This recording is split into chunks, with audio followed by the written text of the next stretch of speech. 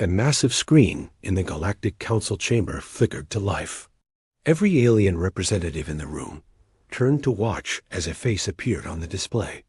It was not a pleasant face to look at. The creature had dark red skin covered in sharp ridges. Its eyes glowed like burning coals. 2 long fangs curved down from its upper jaw. This was Supreme Commander Vextil of the Zerati hegemony. "Attention all species of this pathetic galaxy," the creature spoke in a voice like grinding metal. "I am here to deliver a message that will change everything. The great Zerati Empire has decided to expand our territory. We have chosen our next target." Ambassador Sarah Chun sat in her chair among the other representatives. She was a small human woman with gray hair and kind eyes. Around her, the other aliens shifted nervously in their seats. The crystalline Vorthic made clicking sounds with their bodies. The tall Altarians whispered to each other with worry in their voices. "Our target," Vextil continued, "is the pathetic species called humans. These weak creatures have spread like a disease across several star systems. They think they belong among the stars. They are wrong." Sarah felt her heart start to beat faster, but she kept her face calm. She had been expecting this day for a long time. The Zerati had been growing more aggressive for years. They had destroyed 3 smaller civilizations already. Everyone knew they would eventually turn their attention to someone bigger. "The humans are nothing but primitive apes who got lucky," Vextil said with a cruel laugh. "They stumbled into space travel by accident. They have no right to claim worlds that could belong to superior species like the Zerati." The commander leaned forward on the screen. His fangs gleamed in the light. "Here are our terms. The human government has exactly 72 standard hours to surrender completely. They must give up all their colonies. They must give up all their ships. They must return to their home planet Earth and stay there forever." Murmurs of shock filled the chamber.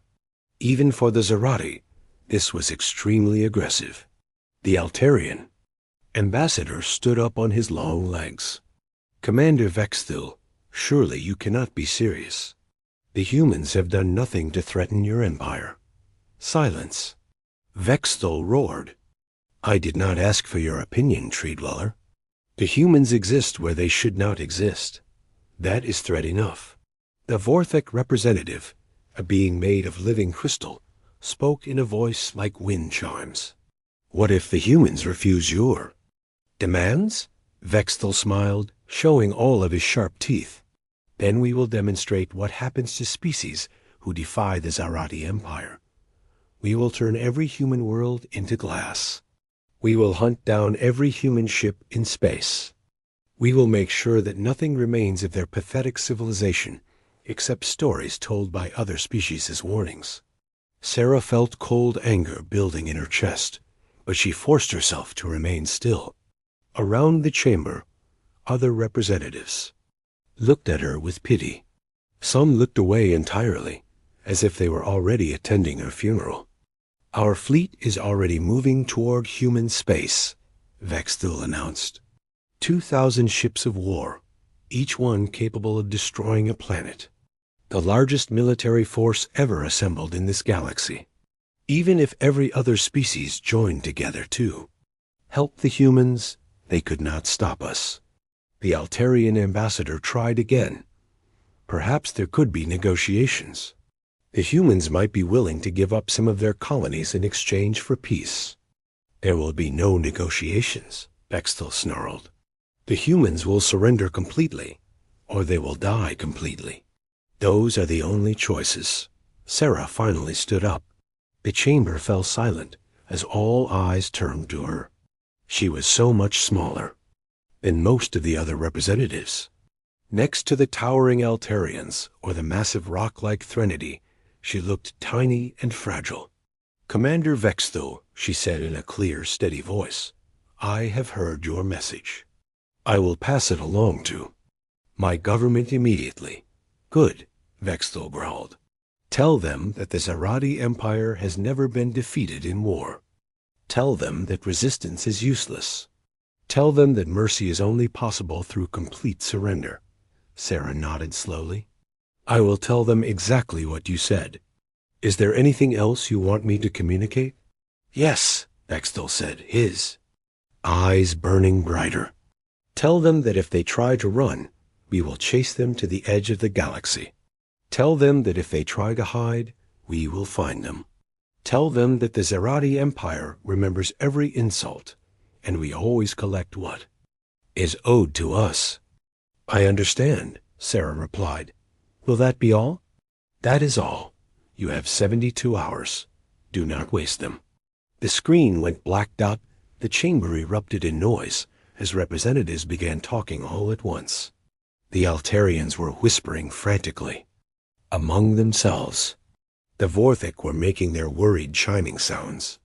Even the normally silent Threnody were rumbling with concern. The Altarian ambassador approached Sarah. His people had been allies with humans for 20 years. Ambassador Chun, my government wants you to know that we will do everything we can to help. Perhaps we can arrange for refugee ships to evacuate your colonies. That is very kind, Sarah said politely. But I do not think that will be necessary. The crystal being from the Vorthik delegation floated over to her. Sarah, you must be realistic. The Zerati fleet is enormous. Your people have perhaps 300 ships total. Many of those are just cargo vessels or exploration ships. You cannot fight them. The Vorthik are correct, added the massive Threnody representative, his voice like an avalanche. The humans should consider negotiation. Perhaps the Zerati will accept partial surrender. Sarah smiled at all of them. It was a strange smile, calm and confident, in a way that made no sense given the situation. Thank you all for your concern. Your friendship means a great deal to us. But I think you may be surprised by how this situation develops. She reached into her jacket and pulled out a small communication device. The other representatives watched. As she activated it, a green light began blinking, indicating that the signal was being transmitted across space to human territory. Admiral Morrison, Sarah said into the device. This is Ambassador Chun. The Zerati have made their position very clear. They have given us 72 hours to surrender completely or face total destruction. She paused for a moment, listening to the response that only she could hear through her earpiece. Then she nodded. Understood, Admiral. Please implement Protocol 7 immediately. The watching aliens looked confused. They had never heard of Protocol 7. In fact, they had never heard humans mention any numbered protocols at all. Sarah put the communication device away and turned back to the other representatives. Her smile had not changed at all. If you will excuse me, she said politely, I need to prepare some reports for my government. I suspect the next few days will be quite interesting. As she walked toward the exit, the Altarian ambassador called after her. Sarah, what is Protocol 7? She stopped at the doorway and looked back at him. For just a moment, something cold and dangerous flickered in her kind eyes. You will find out soon enough, she said quietly. Then she was gone. The remaining representatives stood in confused silence. None of them understood why the human ambassador seemed so calm. None of them could imagine what Protocol 7 might be. All they knew was that Sarah Chun had not looked like someone whose people were about to be destroyed. She had looked like someone whose people were about to do the destroying. Outside the council chamber, Sarah walked quickly down the corridor toward her office. Her calm expression never changed, but inside she felt a mixture of sadness and grim satisfaction. For 50 years, humanity had hoped this day would never come. They had tried diplomacy. They had tried trade. They had tried friendship with dozens of alien species, but they had also prepared for war. Now, the Zerati had forced their hand. In 72 hours, the galaxy would learn what humans were really capable when pushed too far. Sarah only hoped that other species would learn the right lesson from what was about to happen. The age of underestimating humanity was about to end forever. Admiral Jessica Morrison stood on the bridge of the starship Indomitable and watched as her communications officer worked frantically at his station. Around the massive command center, dozens of other officers were busy sending messages to every corner of human space. The Protocol 7 activation signal was spreading like wildfire across the galaxy. "Admiral," the communications officer called out, "we have confirmation from all sectors. The signal has been received and acknowledged." "Excellent," Morrison replied. She was a tall woman with short black hair and steel-gray eyes. She had been in the human space navy for 30 years, but nobody outside of a very small group knew her real job. To the rest of the galaxy, she was just another ship captain. In reality, she commanded the largest secret military force in known space. "Begin Phase 1 immediately," she ordered. Across human territory, the most carefully planned deception in galactic history began to unfold. On every human colony world, emergency broadcasts filled the airwaves. All civilian ships must evacuate. Immediately, the messages said, military vessels are pulling back to defend the inner systems. This is not a drill. To any aliens watching, it looked exactly like panic. Thousands of cargo ships, passenger vessels, and small private craft began fleeing from the border worlds toward the safety of Earth and the other core human systems. The withdrawal appeared chaotic and desperate, exactly what anyone would expect from a weak species facing impossible odds. But appearances could be very deceiving. Captain Zhang Wei piloted his cargo ship Prosperity away from the mining colony of New Shanghai. To the Zarati scouts watching from the edge of the system, he looked like just another frightened civilian running for his life. They had no way of knowing that his cargo ship was actually packed with the most advanced weapon systems in the galaxy, or that Captain Zhang was a decorated combat veteran who had been waiting 20 years for this moment. "Prosperity to control," Zhang said quietly into his communicator. "Package is delivered and armed, moving to secondary position. Copy that, Prosperity? Well done." The package Zhang had left behind looked like abandoned mining equipment. In reality, it was a quantum torpedo launcher capable of destroying anything within 1,000,000 kilometers. Zarati scouts would fly right past it without ever knowing it was there. Similar scenes were playing out on dozens of worlds. What looked like a panicked retreat was actually the deployment of the most sophisticated defense network ever created. Every piece of abandoned equipment, every damaged satellite, every broken-down mining station was a carefully disguised weapon system.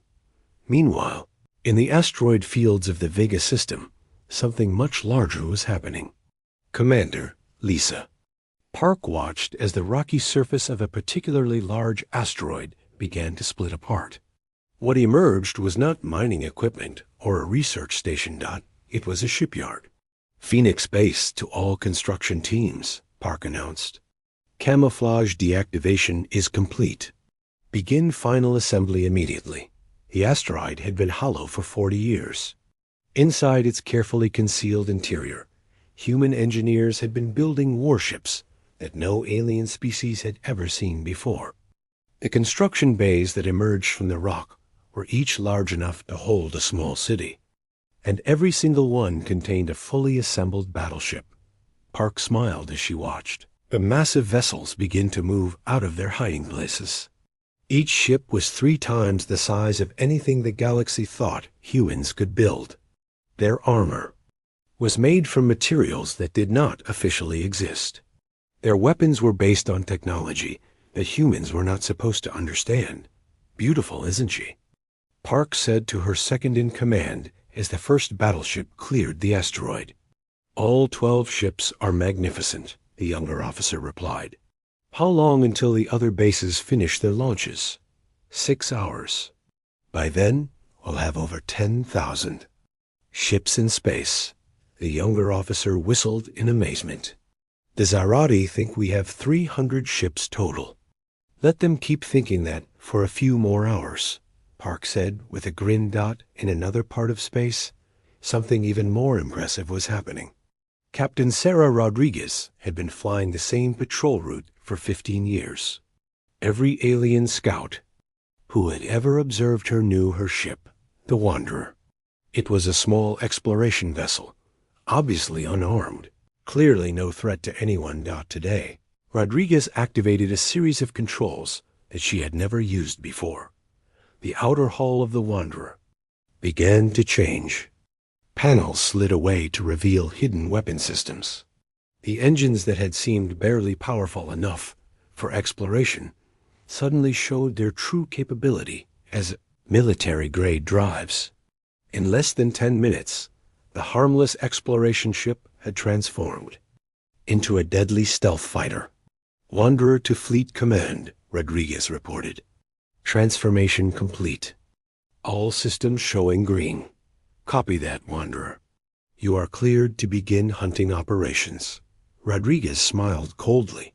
She had spent 15 years watching Zarati scouts spy on human shipping routes.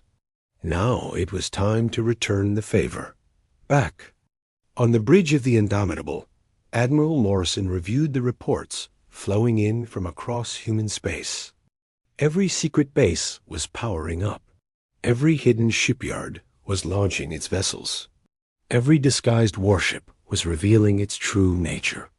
Admiral, her tactical officer announced, we now have confirmed deployment of 8,412 ships.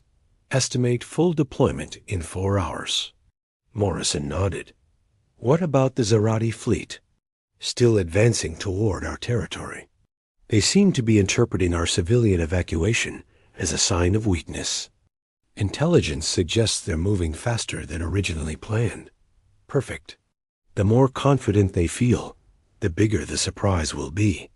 Morrison walked to the main display screen, which showed a tactical map of the entire region.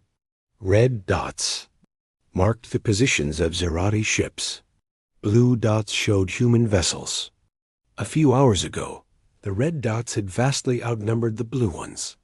Now, the situation was rapidly changing. Admiral, the communications officer, called out, we're receiving a message from Ambassador Chun on the Galactic Council station. Put her through. Sarah Chun's face appeared on the screen. She was sitting in her private office, looking as calm as ever. Admiral Morrison, I trust Protocol 7 is proceeding smoothly? Better than we could have hoped, Ambassador. The Zarati are taking the bait completely. They think we're running scared. Excellent. The other galactic species are watching this situation very carefully. Several governments have already sent me private messages offering refugee assistance. Morrison almost laughed. Refugee assistance. If they only knew. How long until you're ready for Phase 2?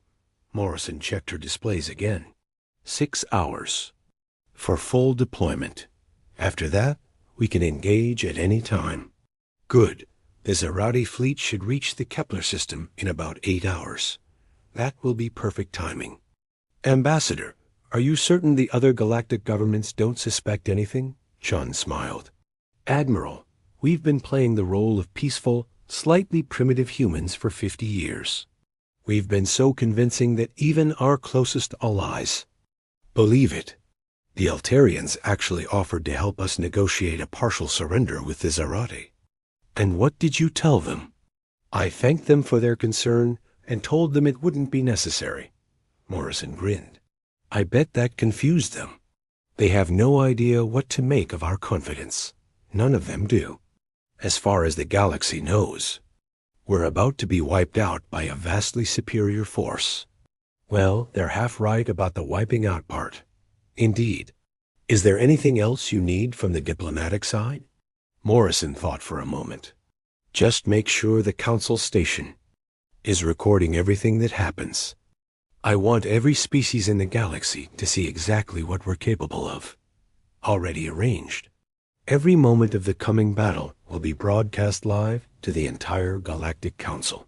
Perfect. Morrison out. As the connection ended, Morrison turned back to her tactical displays. The transformation of human space was almost complete. Hidden bases that had been secret for decades were now fully operational. Disguised ships that had spent years pretending to be harmless were now revealed as sophisticated weapons of war. "Admiral," her intelligence officer reported, "we're detecting increased Zerati communications. They seem very pleased with themselves." "Let me guess. They think we're in full retreat." "Exactly. Their commander is boasting about how quickly the humans are running away." Morrison laughed. "Supreme Commander Vexthal is in for quite a shock." "Admiral, do you really think this will work?" "I mean, we've never tested these systems in actual combat." Morrison's expression became serious.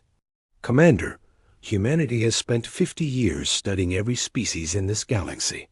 We know their weapons, their tactics, their weaknesses. We've built our ships specifically to counter their technology. We've trained our crews for every possible scenario." She paused and looked around the bridge at her officers. "More importantly, we've had 50 years to think about this moment. 50 years to plan. 50 years to prepare. The Zerati are walking into a trap that we've been setting since before most of you were born. And if we're wrong?" Morrison's eyes went cold. "Then humanity dies fighting instead of surrendering. But we're not wrong, Commander. In a few hours, you'll see why." Across the galaxy, the final preparations continued. Human ships that had been disguised as cargo vessels were powering up their real engines. Supreme Commander Vexthal stood on the command bridge of his flagship, the Destroyer of Worlds, and felt very pleased with himself. Through the massive viewing windows, he could see hundreds of Zerati warships flying in perfect formation toward human space. His fleet was magnificent. 2,000 of the most powerful ships ever built, crewed by the finest warriors in the galaxy. "Commander," his tactical officer reported, "we are now 6 hours from the human border. Our scouts report continued evacuation activity. The humans appear to be in complete panic." Vexthal laughed, a sound like metal scraping against stone. "Of course they are panicking. They finally understand what it means to face the Zerati. Empire, have our advanced scouts detected any military resistance?" "None, sir. We have observed several small patrol ships fleeing toward their core systems. They did not even attempt to engage our scouts." "Pathetic," Vexthal snarled. "These humans are even weaker than I expected. Perhaps we will not even need our full fleet to crush them." The Supreme Commander walked to his command chair, satisfied that everything was proceeding perfectly. The humans were behaving exactly as he had predicted. They were weak, cowardly creatures who had never faced a real military force. In a few hours, their pathetic resistance would be over. But 50 light years away, a very different conversation was taking place. "Contact acquired," reported Lieutenant Maria Santos from her position aboard the stealth ship Shadow. "Zerati. Scout formation, 12 ships, proceeding on course 27 Mark IV. Her captain, Commander Eric Johnson, smiled grimly. "Perfect. Are the other hunters in position?" "Affirmative, sir. Phantom and Ghost report ready to engage." "Excellent. Let's see how good these Zerati really are." The Shadow was invisible to every known detection system in the galaxy. Its hull was covered with materials that absorbed sensor beams instead of reflecting them. Its engines produced no detectable emissions. Even its weapons were designed to fire without creating any energy signature that could be traced back to the ship for 15 years. Commander Johnson had been flying patrol routes near Zerati space, watching their ships, learning their patterns. The aliens had never suspected he was there.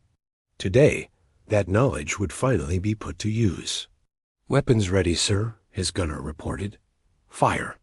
A beam of concentrated energy lanced out from the Shadow, striking the lead Zerati scout ship.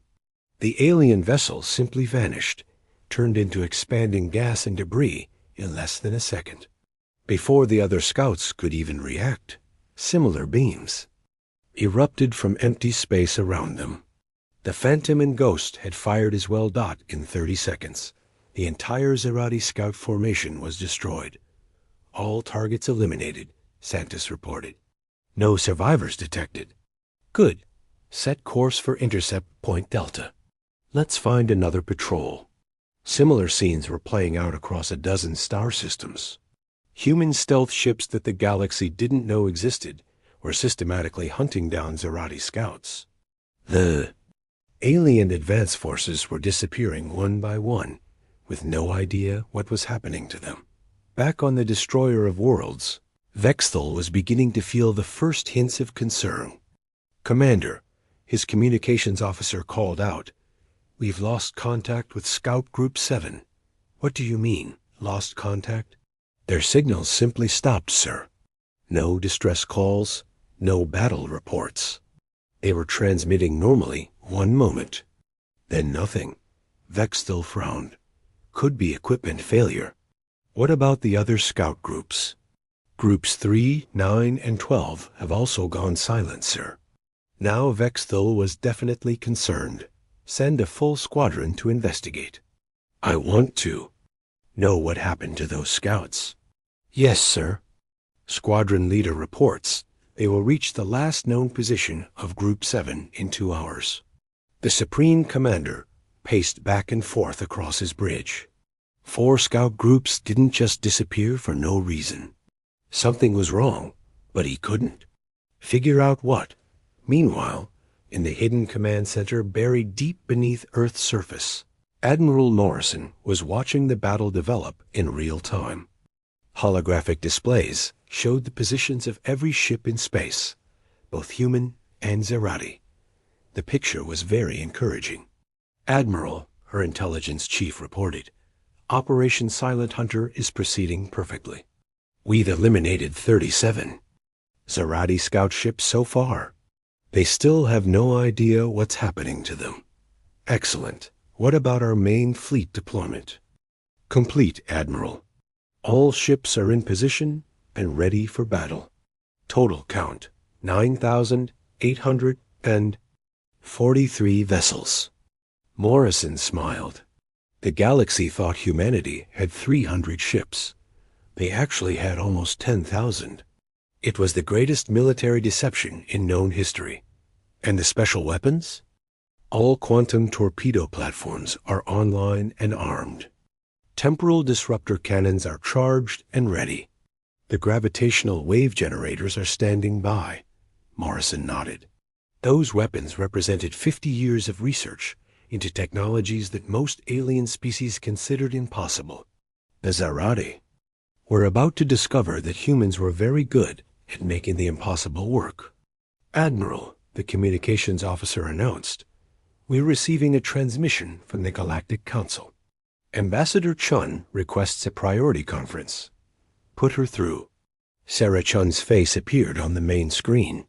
Behind her, Morrison could see the council chamber filled with alien representatives. "Admiral Morrison," Chun said formally, "I am here with representatives from 15 galactic governments. They have asked me to relay their concerns about the coming battle." "What concerns?" The Altarian ambassador stepped into view. "Admiral Morrison, our intelligence suggests that the Zerati fleet is extremely large and well armed. We are worried that humanity may not understand the true scope of the threat you face." Morrison had to work hard not to laugh. "Ambassador, we appreciate your concern, but I think you may be surprised by how this situation develops." "Admiral," the crystalline Vorthic representative chimed in, "our calculations indicate that the Zerati possess at least a 6-to-1 numerical advantage. Even if your ships are superior in technology, such odds are impossible to overcome." "Are they?" Morrison asked quietly. Something in her tone made all the alien representatives pause. They had expected to speak with a desperate human commander, facing impossible odds. Instead, they were looking at someone who seemed completely confident.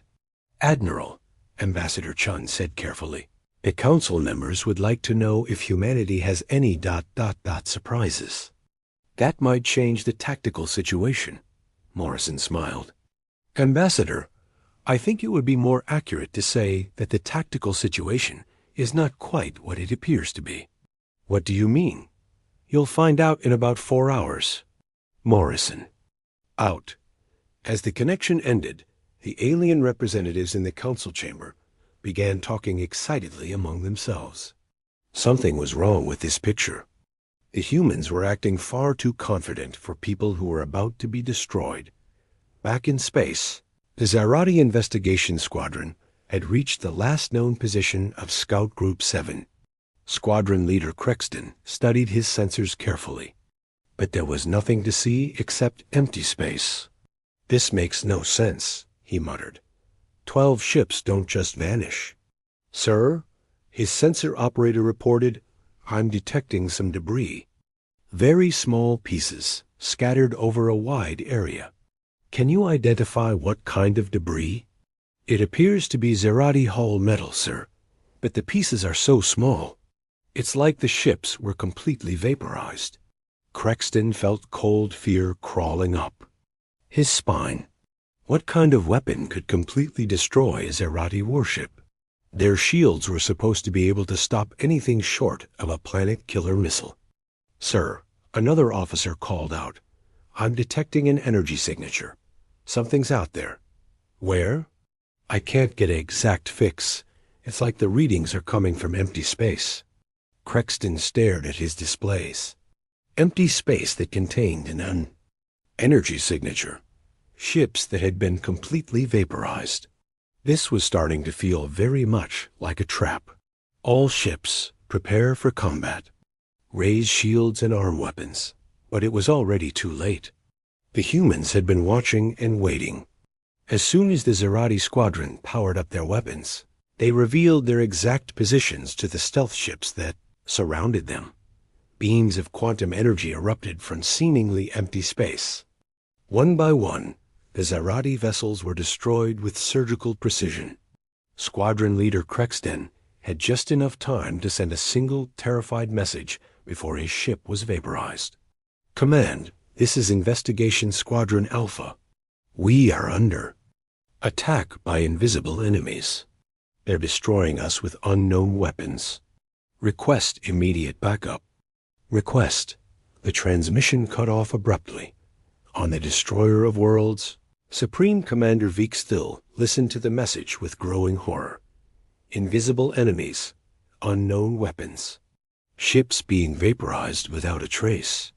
How many scout groups have we lost now? He demanded. 14, sir. Over 60 ships total.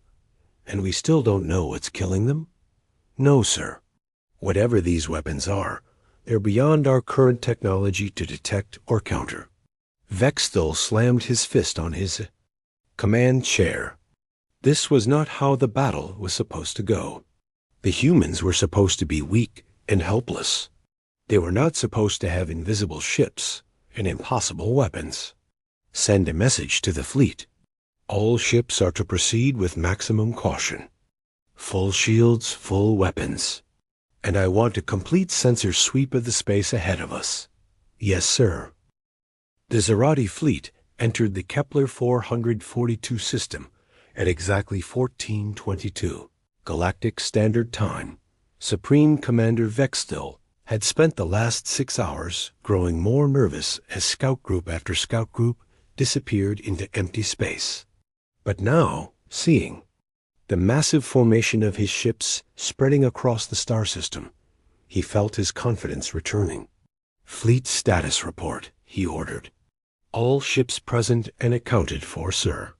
1,943 vessels in perfect formation. All weapons charged, all shields and maximum power. Vexthal nodded. Whatever had happened to his scouts, it didn't matter now. No force in the galaxy could stand against this much firepower. The humans would learn what happened to species who dared to defy the Zarati Empire. Sir, his sensor operator called out, I'm detecting human ships ahead. How many? Double quotes approximately ... 300, sir. They appear to be in defensive formation around the fourth planet. Vexthul laughed. 300 ships against almost 2,000. The humans really were as pathetic as he had thought. Signal the fleet. Begin the attack. But 50 light years away, Admiral Morrison was watching the same tactical display with very different thoughts. Her command center was buried deep beneath the Earth's surface, protected by layers of rock and energy shields. Around her, dozens of officers monitored displays showing every ship in the battle zone. Admiral, her tactical officer reported, the Zarati fleet has entered the kill zone. All stealth ships are in position. All hidden weapons platforms are armed and ready. Morrison smiled coldly. The Zarati thought they were facing 300 human ships. In reality, they were surrounded by almost 10,000 vessels, most of them completely invisible to Zarati sensors. Begin the engagement, she ordered. What happened next would be remembered as the 8-minute war dot at 14 hours 22 minutes and 15 seconds. The first Zarati ships opened fire on what they thought was a small human defense fleet. Their weapons lit up space with brilliant flashes of energy dot at 14 hours 22 minutes and 16 seconds. The humans fired back. The difference was immediately obvious. The Zarati weapons were powerful, but they were based on technology that was 50 years old. The human weapons were something entirely new. Quantum torpedoes materialized inside Zarati ships, bypassing their shields completely. The alien vessels simply came apart from the inside, their hulls cracking open like broken eggs. Entire squadrons disappeared in seconds. What is happening? Vexthul screamed as explosions erupted throughout his fleet. Where are those weapons coming from? Unknown, sir. Our sensors show empty space, but something is firing at us from all directions. The truth was that humanity's stealth technology was far more advanced than anyone realized. While the Zarati could see the 300 human ships in front of them, they couldn't detect the thousands of cloaked vessels that surrounded them on all sides. Captain Rodriguez, flying her transformed exploration ship Wanderer, targeted a Zarati cruiser and fired. Her quantum cannon punched through the alien ship's armor like it was made of paper. The cruiser broke in half and exploded. Target destroyed, she reported, moving to next engagement zone. All around the battle area, similar scenes were playing out. Human ships that had pretended to be harmless for decades were revealing their true nature.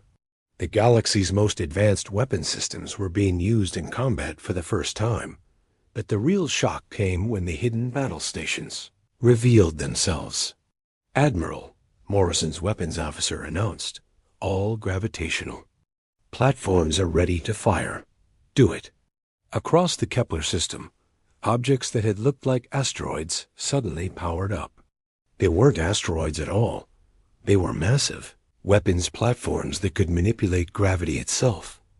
Gravitational waves rippled through space, crushing Zarati ships like tin cans. Entire formations were pulled apart by forces that no armor could resist. Some alien vessels were compressed into tiny balls of superdense matter. Others were stretched so thin that they simply came apart at the molecular level. Supreme Commander Vexthul watched in horror as his magnificent fleet was systematically destroyed around him. Ships that had never known defeat were being eliminated with ridiculous ease. Weapons that he didn't understand were tearing through formations that should have been unstoppable. "Sir," his communications officer shouted over the noise of exploding ships, "we're receiving surrender demands from the human fleet." "Surrender demands? From them?" "Yes, sir.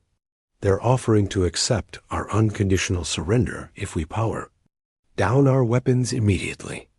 Vexthul couldn't believe what he was hearing. The humans were demanding his surrender? After everything he had said about wiping them out? Never. He roared. The Zarati Empire does not surrender. All ships continue the attack. But there wasn't much fleet left to continue anything. In the space of 4 minutes, over half of his ships had been destroyed. The survivors were scattered and confused, trying to fight enemies they couldn't even see. Captain Zhang Wei, still flying his disguised cargo ship Prosperity, activated the quantum torpedo launcher he had hidden on New Shanghai. The massive weapon fired a salvo of 12 torpedoes directly into the center of the Zarati formation. Each torpedo created a small artificial black hole when it exploded. The gravitational effects ripped apart everything within 1,000,000 kilometers. 50 Zarati ships vanished in an instant, sucked into tiny points of collapsed spacetime. Direct hit, Zhang reported calmly, reloading for second salvo. By 1426, the battle was essentially over. The Zarati fleet had been reduced to scattered groups of survivors trying desperately to escape. But the humans weren't letting anyone leave. All stealth squadrons, Admiral Morrison commanded, begin cleanup operations. I want every Zarati ship eliminated. The hunt that followed was methodical and brutal. Human stealth ships appeared behind fleeing Zarati vessels and destroyed them with single shots. There was no escape from weapons that could track targets through hyperspace and fire through dimensional barriers. Supreme Commander Vexthil found himself alone on his flagship, watching as the last of his arch ships were picked off by invisible enemies. His communications were filled with the final transmissions of dying Zarati crews. Command, this is Destroyer Squadron 12. We are under attack by unknown forces. Our weapons cannot help us. Something is cutting through our hull. Our shields are useless. They're everywhere. We can't see them, but they're everywhere. One by one, the voices went silent. At 1429, Vexthil's flagship was the only Zarati ship left in the system. The Supreme Commander sat in his command chair, staring at displays that showed nothing but empty space where his fleet had been. Sir, his tactical officer said quietly, we're being targeted by multiple human vessels. They're demanding our immediate surrender. Vexthil laughed bitterly. After all his threats and boasting, it had come to this. His entire fleet had been destroyed in 8 minutes by an enemy he had dismissed as primitive and weak. Sir, what are your orders? Vexthil looked around his bridge at the faces of his surviving crew. They were all staring at him, waiting for orders that would probably get them all killed. Open a channel to the human fleet, he said finally. Yes, sir. A face appeared on his main screen. Admiral Morrison herself, calling from her command center. On Earth, she looked exactly like what she was. A military commander who had just won the most decisive victory in galactic history. Supreme Commander Vexthil, she said calmly. You have exactly 30 seconds to power down all weapons and surrender unconditionally. If you refuse, your ship will be destroyed. Vexthil stared at her. How? He asked. How did you hide such a fleet? Our intelligence said you had only 300 ships. Morrison smiled. Your intelligence was very good, Commander. We did have 300 ships in 2195. We've been building in secret for 50 years. Impossible. We would have detected construction on this scale. You detected exactly what we wanted you to detect. Your time is up, Commander. Surrender or die. Vexthil closed his eyes. The great Zarati Empire, conqueror of 12 star systems, had been defeated by a species they had dismissed as harmless primitives. I surrender, he said quietly. At 1430 Galactic Standard Time, exactly 8 minutes after the battle began, the last Zarati ship powered down its weapons. The most powerful military fleet in the galaxy had been completely destroyed without a single human casualty. In the Galactic Council chamber, representatives from dozens of species watched the live broadcast in stunned silence. The humans hadn't. Just one. They had won so easily that it looked like a training exercise rather than a real battle. Ambassador Chun stood up slowly.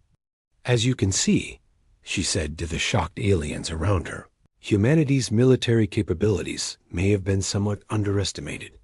The Altarian ambassador found his voice first. Sarah ... How many ships do you really have? Chun smiled. Enough. She didn't tell them about the hundreds of additional fleets that were still hidden throughout human space. She didn't mention the planet-killing weapons that had never been deployed. She didn't explain that what they had just witnessed was only a small demonstration of humanity's true power. The galaxy had just learned that Earth's children were not as helpless as they appeared. The question now was what the other species would do with that knowledge that the age of underestimating humanity was over forever. 3 days after the 8-minute war, the Galactic Council chamber was more crowded than it had ever been. Representatives from every known species had come to witness what many were calling the most important session in galactic history. Balance of power had shifted completely, and everyone wanted to understand what it meant for the future. Ambassador Sarah Chun walked to the center of the chamber with calm confidence. Around her, dozens of alien eyes watched her every move. These were the same beings who had looked at her with pity just a few days ago. Now they looked at her with something very different, a mixture of respect, fear, and curiosity. Distinguished representatives, Chun began, I have been asked to address several questions about recent events. I am happy to provide answers within reason. The Altarian ambassador was the first to speak. His tall, graceful people had been humanity's closest allies for 20 years, but even he seemed shaken by what he had witnessed. Ambassador Chun, my government needs to understand how humanity was able to hide such massive military capabilities for so long. Our intelligence services had no idea you possessed anything close to what we saw 3 days ago. Chun nodded. That was the entire point, Ambassador. We wanted no one to know our true capabilities until we were forced to reveal them. But why? The crystalline Vorthik, Representative chimed. Why hide such strength? With that kind of fleet, humanity could have dominated the galaxy decades ago. Because we didn't want to dominate the galaxy, Chun replied simply. We wanted to live in peace with our neighbors. We hoped that by appearing weak and harmless, we could avoid conflicts like the one the Zarati forced upon us. The massive Threnody representative rumbled like a small earthquake. You deliberately appeared weaker than you were? This seems ... unusual. Chun smiled. Perhaps it seems unusual to species that believe strength should always be displayed openly. But humans have learned that sometimes the greatest strength comes from being underestimated by your enemies. A new voice spoke up from the back of the chamber. It belonged to Ambassador Cathvar of the Hegemony Coalition, a group of aggressive species that had been expanding their territory for years. Ambassador Chun, the Coalition demands to know the full extent of human military capabilities. What we witnessed 3 days ago suggests that humanity may pose a threat to galactic stability. The temperature in the chamber seemed to drop several degrees. Chun turned to face Cathvar directly, and her expression was no longer friendly. Ambassador Cathvar, humanity poses no threat to any species that does not first threaten us. However, any species that does threaten human colonies or human citizens will discover exactly what the Zarati discovered. Are you threatening the Coalition? I am stating a fact. Humanity has spent 50 years preparing to defend itself against aggressive neighbors. We hoped we would never need to use those preparations. The Zarati proved us wrong. Cathvar's 4 eyes blazed with anger. The Coalition has legitimate territorial claims that may conflict with human expansion. Are you saying humanity will use military force to settle such disputes? Chun's voice became very quiet and very cold. I am saying that humanity will respond to threats with whatever force is necessary to protect our people. If the coalition wishes to pursue territorial disputes through peaceful negotiation, we are happy to talk. If the coalition prefers the Zarati approach, ... She didn't finish the sentence. She didn't need to. The Altarian ambassador quickly stepped in before the situation could escalate further. Perhaps we should focus on more constructive questions. Ambassador Chun, what happens to the Zarati Empire now? Chun's expression softened slightly. The Zarati homeworlds have formally surrendered. Their government has agreed to pay reparations for the unprovoked attack on human territory. More importantly, they have agreed to fundamental changes in their society. What kind of changes? The Zarati military will be reduced to defensive forces only. Their government will be restructured to include representatives from the species they previously conquered. And they will begin the process of granting independence to their subject worlds. The chamber erupted in surprised murmurs. Several representatives had expected the humans to simply destroy the Zarati Empire entirely. You are not demanding their complete submission? The Vorthik asked. We are not conquerors, Shun replied firmly. We defeated the Zarati to defend ourselves, not to enslave them. We believe that reformed enemies can become better neighbors than destroyed enemies. Supreme Commander Vexthul, who had been brought to the council station as a prisoner, spoke for the first time. The proud Zarati warrior looked broken and exhausted. The human fleet could have destroyed every Zarati world, he said quietly. Instead, they offer us a chance to rebuild as a peaceful civilization. This is not what the Zarati Empire would have done in their place. Chun looked at him with something that might have been sympathy. Commander, your people made a mistake. They confused peaceful intentions with weakness. But mistakes can be corrected if the will exists to do so. And if the Zarati refuse these terms? Chun's expression became stone-cold serious. Then the Zarati Empire will cease to exist. The simple statement sent chills through the chamber. Everyone present understood that humanity had demonstrated the power to make good on such a threat. The session continued for several more hours as representatives asked questions about everything from human technology to human intentions. Chun answered most of them honestly, but she was careful not to reveal too much about humanity's true capabilities. She didn't mention that the fleet the galaxy had witnessed was only one of 12 such formations. She didn't explain that humans had developed weapons capable of destroying entire star systems. She didn't reveal that human intelligence services had been monitoring every major government in the galaxy for decades. Some secrets were still worth keeping. As the session finally ended, Chun found herself approached by the Altarian ambassador. His expression was troubled.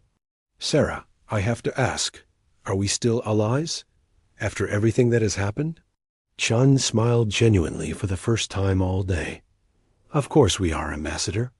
Nothing has changed in humanity's desire for friendship with peaceful species. We simply revealed that we are capable of defending ourselves and our friends if necessary. But you hid so much from us. For so many years, we hid our military capabilities. We never hid our values or our intentions. The humans who befriended the Altarians 20 years ago are the same humans who defeated the Zarati 3 days ago. We simply showed different sides of our nature when the situation required it. The Altarian considered this for a long moment. And what happens now? How does the galaxy adjust to this new reality? Chun looked out through the chamber's massive viewing windows at the stars beyond. Somewhere out there, human fleets were patrolling space that had been free of major conflicts for 3 days. Other species were reconsidering their expansion plans. The aggressive powers that had been building up their militaries were suddenly wondering if their weapons would be effective against human technology. Now, Chun said quietly, we see if the galaxy has learned the right lesson from what happened to the Zarati. And what lesson is that? That humanity prefers peace, but we are very, very good at war.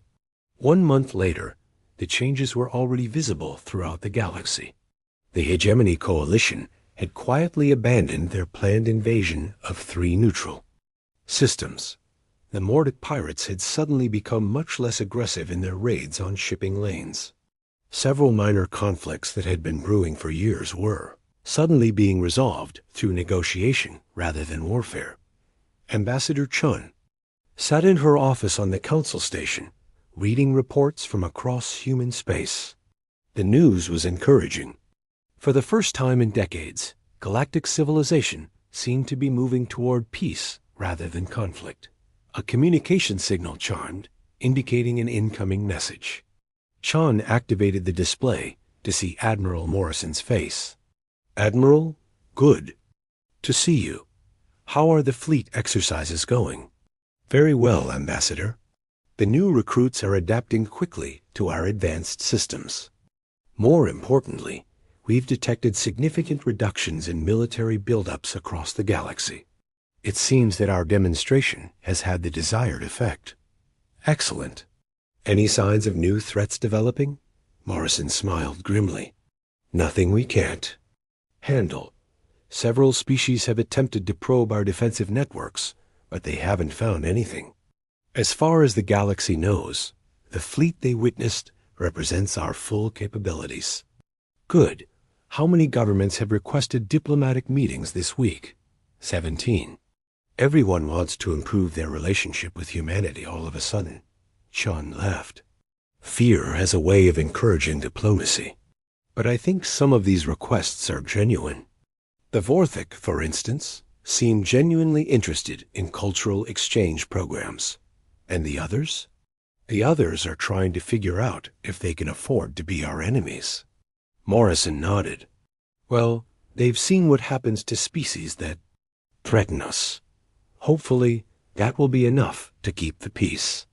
"Admiral, do you think we did the right thing, revealing our capabilities so dramatically?" Morrison was quiet for a moment, considering the question. "Ambassador, for 50 years, we tried to maintain peace through diplomacy and goodwill. It worked with some species, but others saw our peaceful nature." The human warship was too powerful, so the galaxy tried to ban it. Part 1. First contact gone. Wrong Captain Jack Harrison stood tall on the bridge of the USS Dauntless. His blue uniform was spotless, and his eyes were fixed on the massive space station ahead. This was humanity's first official visit to the Galactic Council, and he felt the weight of Earth on his shoulders. "Captain, we're receiving docking instructions," said Lieutenant Susan Clark. Her voice was calm, but Jack could see the excitement in her eyes. After years of preparation, humans were finally taking their place among the stars. Jack nodded. "Proceed. With approach. Let's show them humans know how to make an entrance." The Dauntless was Earth's newest and most advanced warship. Its sleek, dark hull stretched nearly a mile long. Most alien ships were bulky and practical, but the Dauntless had been built with both beauty and power in mind. At its heart was the experimental Nova Core, a weapons system unlike anything the galaxy had seen before. Olivia Green stood beside the captain, watching alien ships move around the station. As the ship's weapons specialist, she had helped design the Nova Core. "Do you think they'll ask for a tour?" she asked. "Not if they're smart," Jack said with a small smile. "Some things are better left as surprises." Peter Morris, the ship's xenobiologist, joined them on the bridge. His job was to help the crew understand the many alien species they would meet. "Remember, Captain, most council races are herbivores. They find predator species like us concerning. They invited us here," Jack said. "We didn't fight our way into space just to be feared." The Dauntless docked smoothly at the station. Through the viewports, they could see aliens of all shapes and sizes moving about. Some had multiple limbs, others floated in special suits.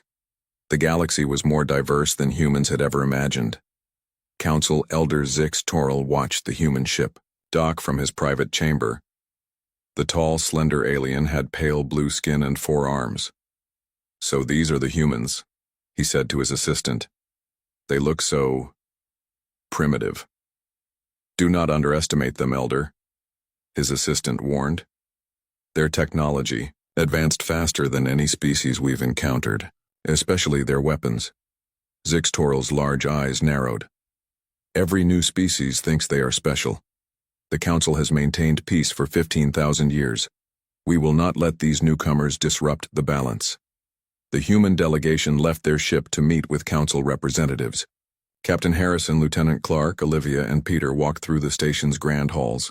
Alien diplomats whispered as they passed. They're staring, Susan whispered. We're the new kids at school, Jack replied. Stand tall.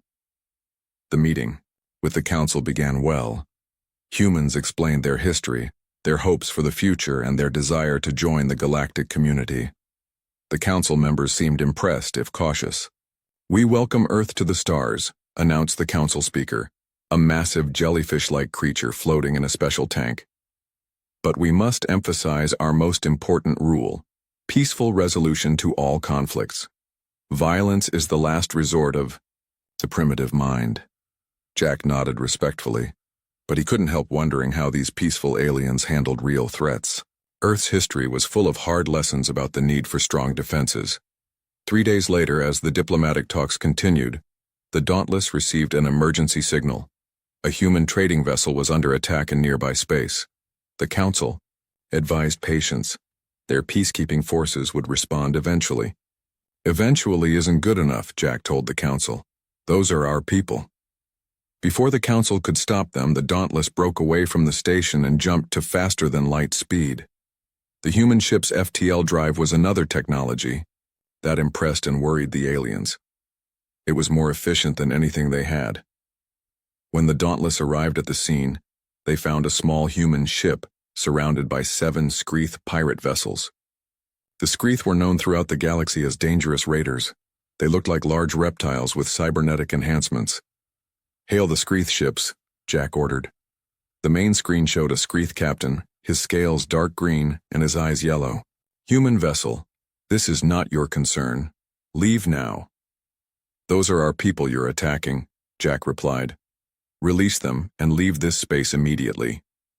The Screeth laughed, showing sharp teeth.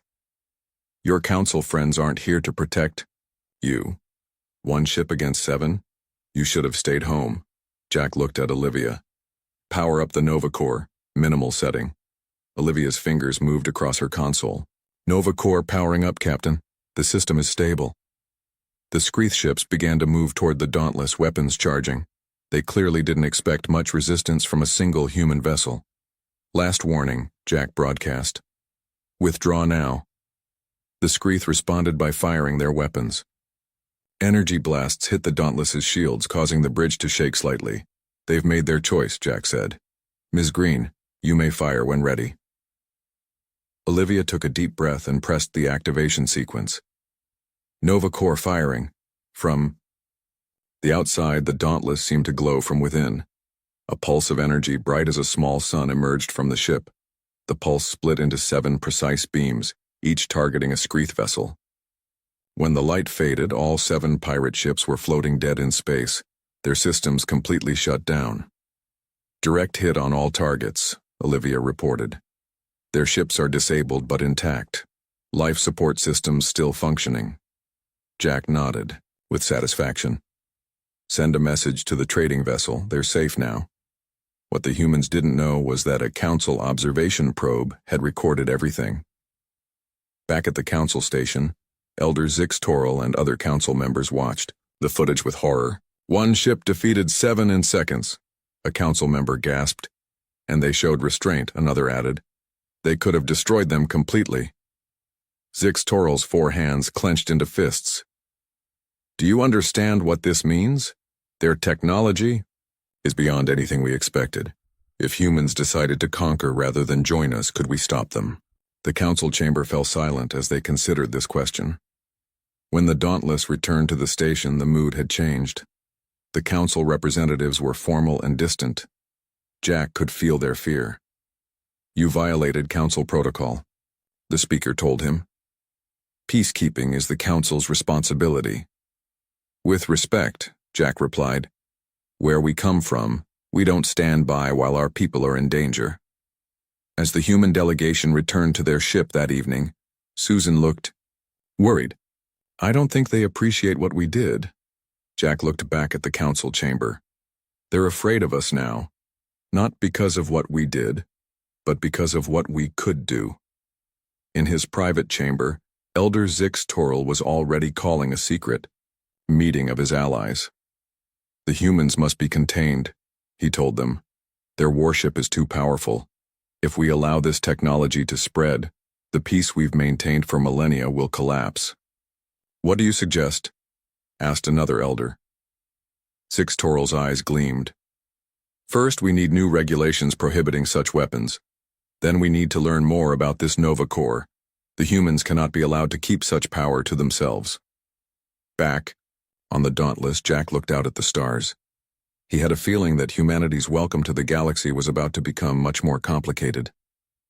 The human warship was too powerful, so the galaxy tried to ban it. Part 2. The Diplomatic Fallout. The news about the USS Dauntless and its Nova Core spread quickly through the galaxy. Alien news channels showed blurry footage of the human warship, disabling 7 Screeth vessels in seconds. Some reports made the incident sound much worse than it was. Lieutenant Susan Clark sat in a large council chamber, trying to explain human actions to angry aliens. As Earth's diplomatic attaché, this was her job, but it wasn't going well. The humans attacked without council approval, said a reptilian delegate, his scales changing color with his emotions. We responded to a distress call, Susan replied calmly. Our people were in danger. Your ship used weapons of mass destruction, shouted another delegate. Susan shook her head. The Nova Core disabled the pirate ships without a single death. If we wanted destruction, those ships would be space dust. The council chamber erupted in loud arguments. Some delegates defended the humans, pointing out that they had saved lives. Others claimed humans were too dangerous to join the galactic community.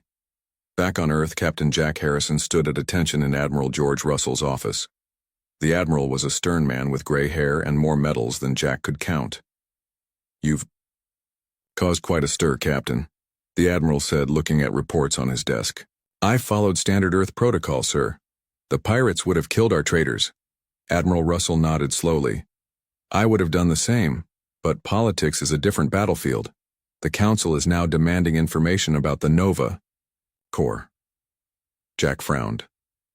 The Nova Core is classified technology. Indeed it is, the Admiral agreed. And it's going to stay that way. But this incident has put Earth in a difficult position. The door opened, and Chief Engineer Daniel Wright entered. He was a short man with strong hands and a brilliant mind who had helped create the Nova Core. Admiral Captain, Daniel said with a nod. I've analyzed the data from our encounter with the Screeth. The Nova Core performed beyond our expectations. It was 3 times more efficient than our tests showed. Jack raised his eyebrows. Is that good news or bad news? Both, Daniel replied. Good because our defense system is stronger than we thought.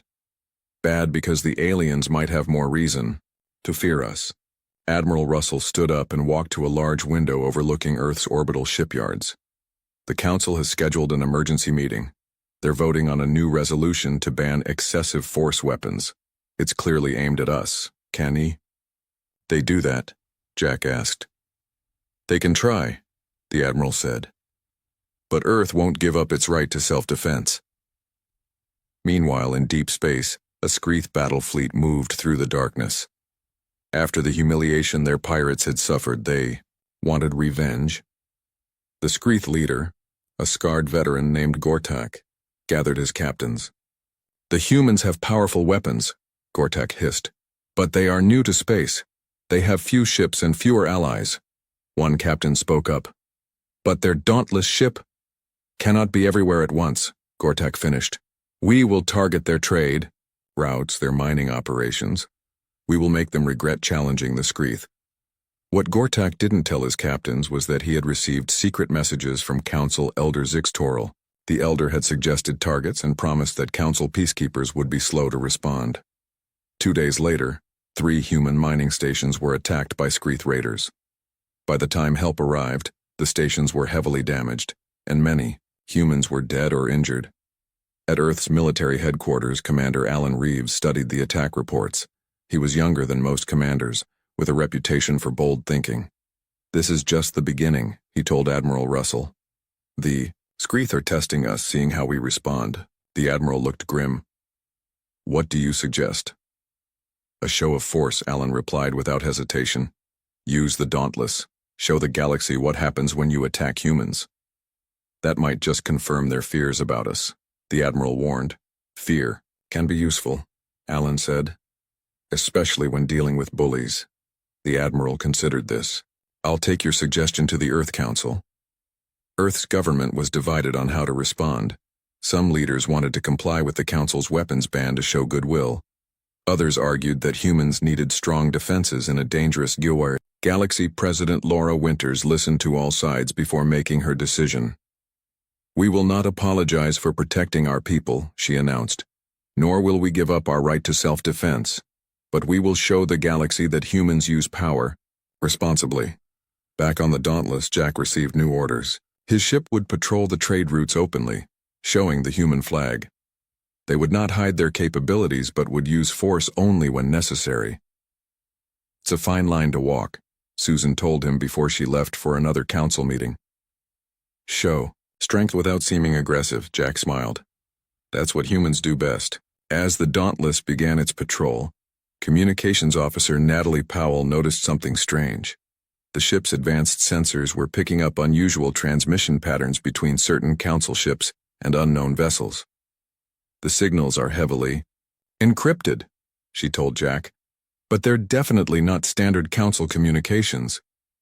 Jack was immediately suspicious. "Can you break the encryption?" Natalie shook her head. "Not with our current software. We need help." Jack thought for a moment. "Contact Frank Martinez back on Earth. If anyone can crack these codes, it's him." Frank Martinez was Earth's best AI specialist. He worked with artificial intelligence systems that were far ahead of what most Council races used. When he received the encrypted data, he immediately began creating special programs to analyze it. 2 days later, as the Dauntless patrolled near a human colony, 3 Screeth ships appeared. They kept their distance, watching the human warship. "They're staying just outside weapons range," Olivia reported from her station. Jack nodded. "They're studying us, looking for weaknesses." "Should we engage?" asked his first officer. "No," Jack decided. "Let them watch. They'll learn that we're alert and ready, but not eager for a fight." The standoff lasted for hours before the Screeth finally retreated. As they disappeared from sensors, Natalie received a priority message from Earth. "Captain, it's from Frank Martinez," she said, her voice excited. "He's broken part of the encryption. You need to see this." Jack looked at the decoded message on his screen and felt a cold anger building inside him. The message was from Elder Zix Toril to the Screeth commander, providing information about human ship movements. "It wasn't random," Jack said, his voice hard. "The attacks on our mining stations were coordinated with help from within the Council." "What do we do with this information?" Olivia asked. Jack's expression was determined. "We gather more evidence. Then we expose the truth to the entire galaxy. This isn't about our weapons anymore. It's about who can be trusted with power." As the Dauntless continued its patrol, more Screeth ships gathered in the shadows. And on the Council station, Elder Zix Toril put the next stage of his plan into motion, unaware that humans had begun to uncover his conspiracy. The human warship was too powerful, so the galaxy tried to ban it. Part 3. Conspiracy. Unveiled Communications Officer Natalie Powell hadn't slept in 2 days. Her eyes were red from staring at screens filled with encrypted alien messages. Each time Frank Martinez on Earth broke one code, the Council communications would shift to a new encryption method. "They know we're listening," Natalie told Captain Jack Harrison. "They keep changing their codes." Jack looked at the partial messages they had decoded. "But they don't know how much we've already learned." "Keep working with Frank. We need more proof before we make accusations." Natalie nodded and returned to her station. The USS Dauntless was now patrolling the edge of human space, watching for more Screeth raiders. The attacks on human outposts had increased in the past week. On Earth, Frank Martinez worked in a secure room deep under the North American Defense Center. Surrounding him were the most advanced AI systems humans had developed. Unlike most species in the Galactic Council, humans had embraced artificial intelligence as partners rather than tools.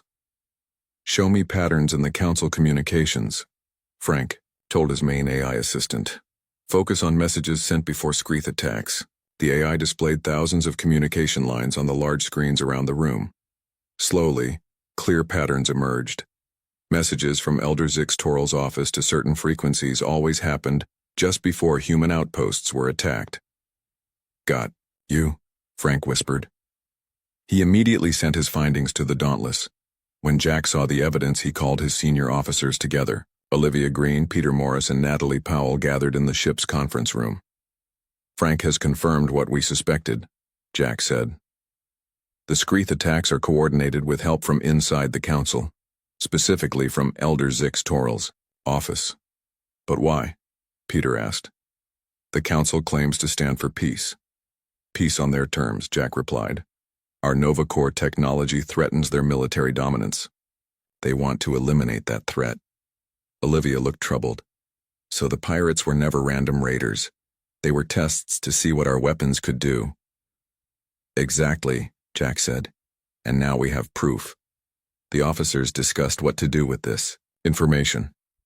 They could take it to the full Council, but Zix Toral had many allies there. They needed a different approach. "We have one potential ally on the Council," Natalie suggested. "Ambassador Thurlac from the Volari Confederation. The Volari have always been friendly to humans." Jack nodded. "Set up a private meeting. We'll show our evidence to Thurlac first." Ambassador Thurlac was a tall, thin alien with pale yellow skin and 4 eyes. The Volari were known for their strong sense of justice. When Thurlac saw the evidence Jack and Lieutenant Susan Clark presented, all 4 of his eyes widened in shock. "This violates everything the Council stands for," Thurlac said. "If this is true, Zix Toral has committed serious crimes." "We need your help to present this evidence to the full Council," Susan explained. "Coming from us alone, it might be dismissed as human lies." Thurlac nodded solemnly. "The Volari will stand with humans on this matter. Truth must prevail, no matter how uncomfortable." Meanwhile, Elder Zix Toral was growing impatient with the Screeth. Despite numerous attacks, the humans showed no signs of giving up their Nova Corps technology. In his private chamber, he met with Gortak, the Screeth leader. "Your raids have failed to pressure the humans," Zix Toral said angrily. "They still refuse to comply with the weapons ban." Gortak hissed in frustration. "The humans are stronger than you claimed. Their ships are always alert, always ready. We lose warriors in every attack." "Then perhaps it's time for a different approach," Zix Toral suggested. "Instead of many small attacks, one large strike against their main colony on Mars. Show them the true cost of defiance." What neither of them knew was that a small Volari recording device was hidden in the chamber, capturing every word. Ambassador Thurlac had placed it there after meeting with the humans. The next day, Earth sent an official message to the Galactic Council. The message was broadcast publicly on all Council channels, so every species could hear it. "The people of Earth have discovered evidence of a conspiracy against humanity," announced President Laura Winters. "Council Elder Zix Toral has been secretly supporting Screeth attacks on human outposts. We demand an immediate investigation and justice for those who have died in these attacks." The Council erupted in chaos. Many delegates couldn't believe a respected elder would do such things. Others demanded proof. Some accused humans of lying to avoid the weapons ban. In the middle of this uproar, Ambassador Thurlac stood up. The chamber grew quiet, as the Volari were respected for their honesty. "The Volari Confederation has independently verified the human claims," Thurlac announced. "We have recordings of Elder Zix Toral planning attacks with Screeth leaders. This evidence will be presented to all council members." Zix Toral, who was present in the chamber, jumped to his feet. "This is outrageous. The humans have corrupted the Volari with lies. The recordings will speak for themselves, Thurlock replied, calmly. As word spread through the council station, delegates began taking sides. Some supported the humans and Valeri. Others stood with Zix Toril. The peaceful Galactic Council was splitting into factions over the human question. On the Dauntless, Jack received urgent news from Earth. The Screeth were planning a major attack on the Mars colony. Thousands of human lives were at risk. Admiral, Russell has ordered all available ships to defend Mars, his first officer reported. But most of our fleet is scattered. The Dauntless is the closest ship that can intercept the Screeth fleet. Jack immediately gave the order to set course for Mars at maximum speed. How many Screeth ships are expected? At least 30, came the grim reply. Maybe more. The bridge fell silent. Even with the Nova Corps, the Dauntless couldn't fight that many ships alone. Olivia spoke up from her weapons station. Captain, I've been analyzing our previous encounters with the Screeth. I think I can modify the Nova Corps to affect a wider area, disable more ships at once. What are the risks? Jack asked. Olivia hesitated. The system wasn't designed for that. Increasing the area could destabilize the core. In the worst case, it could overload our power systems. In other words, we might blow ourselves up, Jack said. That's possible, Olivia admitted. Jack considered their options. They couldn't let Mars be attacked, but a modified Nova Corps might destroy the Dauntless itself. Begin the modifications, he finally ordered, but work with Chief Engineer Wright to build, in every safety measure possible. As the Dauntless raced toward Mars, the political situation in the Council continued to deteriorate. Ambassador Thurlock played the recordings of Zix Toril's meetings with the Screeth. The evidence was clear. But instead of admitting defeat, Zix Toril and his allies announced they were breaking away from the Council's decision. They would enforce the weapons ban on humans themselves by any means necessary. The humans and their allies are a threat to galactic peace, Zix Toril declared. We will contain this threat with or without Council approval. The galaxy was on the brink of its first major conflict in thousands of years, and the USS Dauntless, the ship that had started it all, was heading straight toward the first battle. The human warship was too powerful, so the galaxy tried to ban it. Part 4. The blockade, the red planet Mars, glowed against the blackness of space. Home to over 2 million humans, it was humanity's first successful colony beyond Earth. Now it was in danger. 35 Screeth warships approached, their weapons ready. In orbit around Mars, 6 human defense ships prepared to fight. They were brave, but everyone knew they couldn't stop such a large attack force. Admiral George Russell stood in Earth's military command center, watching the situation unfold on large screens. Where is the Dauntless? He asked. Still 20 minutes out, sir, an officer replied. The Mars defenders can't hold that long without help. The Admiral's face showed no emotion, but his voice was tight. Send an emergency signal to all Council races. Let them see what their peace has brought us. As Mars prepared for attack, a blockade was forming. Ships loyal to Elder Zix Toril positioned themselves at key jump points between Earth and other star systems. Their message was clear. Earth was cut off from the rest of the galaxy. On the Council station, Ambassador Thurlock and other friendly aliens protested this illegal blockade. Lieutenant Susan Clark worked tirelessly, building support for Earth's cause. This is not about weapons anymore, she told the Council. This is about a species' right to defend itself against aggression. Surprisingly, many Council races began to agree. They sent ships to challenge the blockade. The peaceful Volari, the logical Xanthar, and even the usually neutral Plex joined together. They didn't necessarily approve of human weapons, but they opposed Zix Toril's methods even more. Aboard the USS Dauntless, Captain Jack Harrison studied the latest reports. His ship was pushing its engines beyond safe limits, racing to reach Mars before the attack began. In the engine room, Chief Engineer Daniel Wright worked alongside Olivia Green. Together they modified the Nova Corps, pushing the weapon system to its limits. The power conduits can't handle this much energy, Daniel warned, his hands moving quickly over the hot circuits. We're asking too much from the system. Olivia didn't look up from her work. We don't have a choice. Either we risk the ship or we lose Mars. Daniel nodded grimly. Then let's make sure we don't lose both. On the bridge, Natalie Powell monitored Council communications. Captain, I'm picking up a new signal. Ships from multiple Council races are moving to help us. They're challenging the blockade. Jack allowed himself a small smile.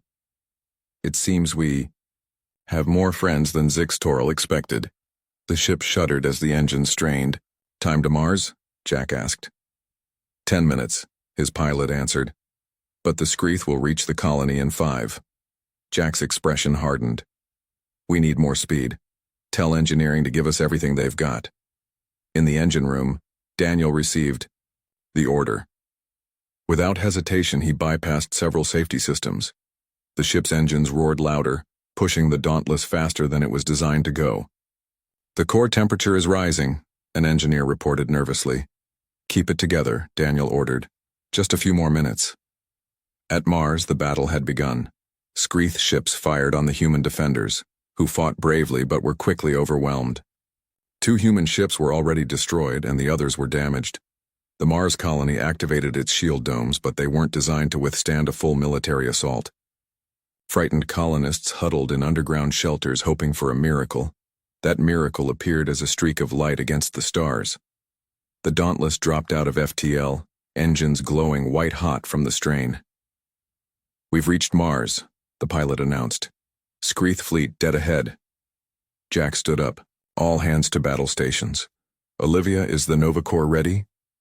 Olivia's voice came through the comm system, tense but steady. Ready, Captain. But I must warn you, our modifications are untested.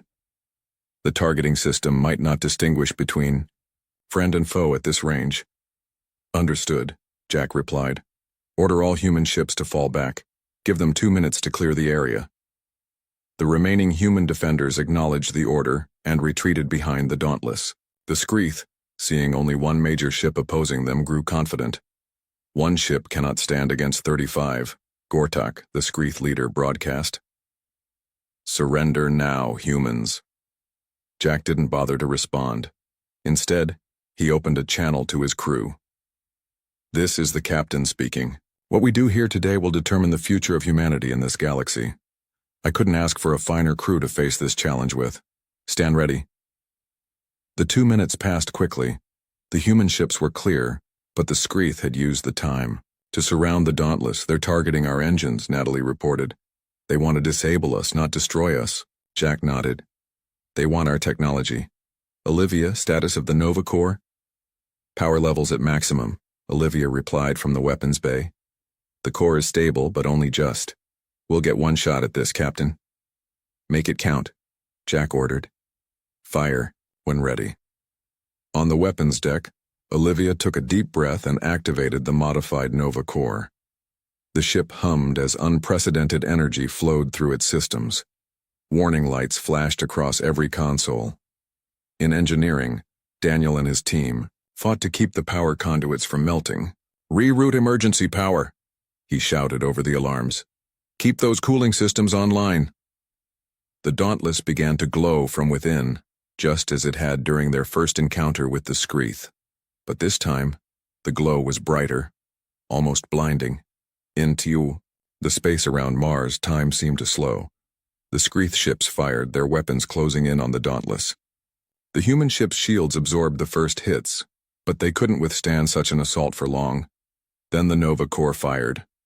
A pulse of pure energy erupted from the Dauntless, expanding outward in a perfect sphere of light. Unlike before, this wasn't a targeted beam. This was a wave that engulfed everything in its path. When the light faded, the battlefield had changed completely. Every Screeth ship hung motionless in space, their systems completely shut down, not destroyed, just precisely disabled. But the victory came at a cost. On the Dauntless, consoles exploded in showers of sparks. The lights flickered and died, replaced by dim emergency lighting. Damage report, Jack called out, helping a fallen officer back to his station. Power systems critical, came the response. The Nova Corps is offline, engines non-functional, Life support running on backup power. Jack looked out at the disabled Screeth fleet. And our weapons? All weapon systems are down, Captain. We're defenseless. As the crew worked to restore basic systems, Natalie called out from her station. Captain, multiple ships dropping out of FTL. They're council ships. Valari, Zenthar, Plex. They've broken through the blockade.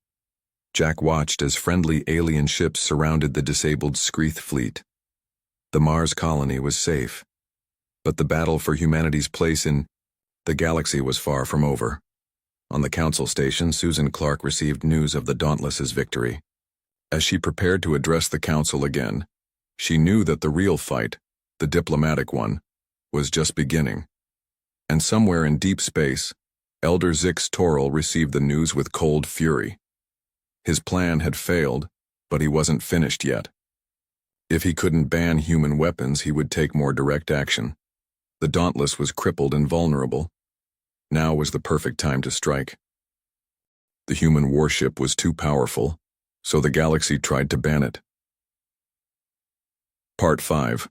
Resolution and New Equilibrium. The USS Dauntless drifted in space, its once powerful engines silent. Emergency lights cast a dull red glow throughout the ship. In the medical bay, doctors treated injured crew members. The Nova Corps' massive power surge had damaged systems throughout the vessel. On the bridge, Captain Jack Harrison studied damage reports on a flickering screen. How long until we have engines back? He asked. Chief Engineer Daniel Wright looked exhausted. 3 days for minimal power. The surge fried most of our main circuits. Jack nodded. The Dauntless had won the battle, but was now vulnerable. Repair ships from Mars were on their way, but would take time to reach them. Natalie Powell monitored communications with her backup systems. Captain, I'm picking up an urgent message from Lieutenant Clark on the council station. Elder Zix Toril has disappeared, along with several ships loyal to him. Jack immediately understood the danger. He's coming for us. The Dauntless is his primary target now. We can't fight in this condition, Olivia said. The weapons specialist looked defeated. The Nova Corps is completely burned out. Jack's expression remained calm. Then we'll find another way. Start working on the short-range defensive systems. We might not have our main weapon, but we're not helpless. On the council station, Susan Clark and Ambassador Thurlack worked frantically to build support for Earth. The news of the Dauntless's victory at Mars had spread throughout the galaxy. Many races were impressed by the human ship's power, and by its restraint. The Screeth ships had been disabled, not destroyed. The humans could have annihilated their enemies, Thurlack told the council. Instead, they chose to spare lives. Does this sound like a species we should fear? Many council members were beginning to change their minds about humans, but some, those closest to Zix Toril, remained hostile. Where is Elder Zix Toril? Susan demanded. He should answer for his crimes against humanity. A council security officer approached nervously. The Elder left the station 6 hours ago with 3 warships. We've lost contact with them. Susan's face paled. She immediately contacted Earth. Admiral Russell, Zix Toril is missing with 3 warships. I believe he's targeting the Dauntless. The Admiral's response was immediate. All available ships are moving to protect the Dauntless, but none can reach it in time. As the damaged human warship drifted, its sensors detected 3 ships approaching at high speed. They weren't broadcasting identification signals. It's Zix Toril, Jack told his crew. He wants to destroy the evidence of his conspiracy, and our ship is the biggest piece of that evidence. The crew prepared for battle, though everyone knew their chances were slim. The Dauntless had limited shields and few working weapons. As Zix Toril's ships closed in, Jack ordered all power diverted to shields. We can't win this fight, but we can survive until help arrives. The alien ships opened fire. The Dauntless shuddered under the assault. Shield power dropped quickly. It was only a matter of time before they failed completely. Jack watched the enemy ships on his tactical display. An idea formed in his mind, desperate but possible. Olivia, he called. The Nova Core is burned out, but do we still have power in the targeting system? Olivia checked her console. Yes, minimal power. Why? Can we send a targeting signal without actually firing the weapon? Make it look like we're powering up for another attack? Olivia's eyes widened as she understood. Yes. It would be just a signal, no actual weapon discharge, but their sensors might not know the difference. Do it, Jack ordered, and make it look convincing. The Dauntless began to glow softly, just as it had before firing the Nova Core. It was merely lights and sensor ghosts, but from outside, it appeared the human ship was preparing another devastating attack. Zixtoral's ships hesitated. Their sensors detected the power buildup but couldn't tell it was fake. The memory of what happened to the Screeth fleet was too fresh. They're pulling back, Natalie reported, surprised. They're maintaining distance. Jack smiled grimly. Sometimes the reputation of a weapon is as powerful as the weapon itself. For 2 hours the standoff continued. The Dauntless maintained its illusion while Zixtoral's ships circled cautiously. Then new ships appeared on the sensors, vessels, from Earth and friendly council races. Seeing he was outnumbered, Zixtoral finally fled, but his escape was short-lived. Volari ships intercepted him at the edge of the system. The Elder and his conspirators were captured and returned to the Council to face justice. 1 week later, the Council convened an emergency session. The Dauntless, partially repaired, docked at the Council station. Captain Harrison and his crew were invited to attend as honored guests. Susan Clark stood before the full Council with Jack at her side. Humanity came to the stars in peace, she said. We developed the Nova Core for defense, not conquest. The recent events have proven our intentions.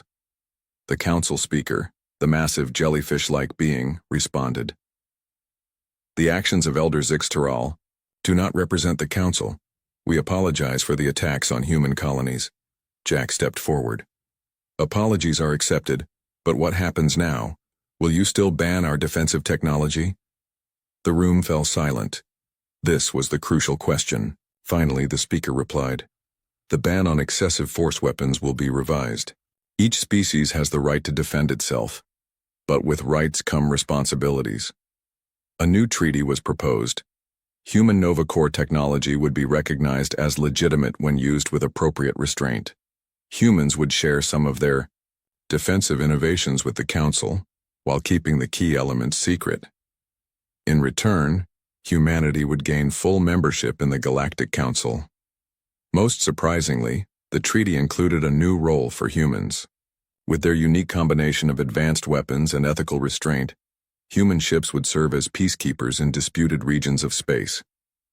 You trust us with this responsibility? Jack asked the Council speaker privately after the session. Your ship could have destroyed the Screeth fleet but chose not to, the speaker replied. You could have fired on Zixtoral's ships when they attacked you, but you found another way. The galaxy needs such wisdom. 3 months later, the USS Dauntless, fully repaired and upgraded, prepared for its first mission as a Council peacekeeping vessel. Its Nova Core had been rebuilt with new safety features designed by Olivia and Daniel. On the bridge, Jack looked at his crew with pride. The Council tried to ban our ship because it was too powerful, he said. Now they're sending us out because of that same power. The difference is, now they understand that humans know when not to use it. As the Dauntless departed the Council station, ships from various alien races escorted it in a gesture of respect. The human warship that had once frightened the galaxy was now its defender. Jack stood at the view screen watching the stars. Humanity had faced its first great test among the galactic community and emerged stronger. They had kept their right to defend themselves while gaining the trust of other species. Set course for the border regions, he ordered. Let's show the galaxy what humans can really do when given the chance to keep the peace. The Dauntless's engines glowed as the ship accelerated to FTL speed, carrying humanity's hopes and values into the wider universe. The ship that was too powerful to be allowed had become too valuable to lose.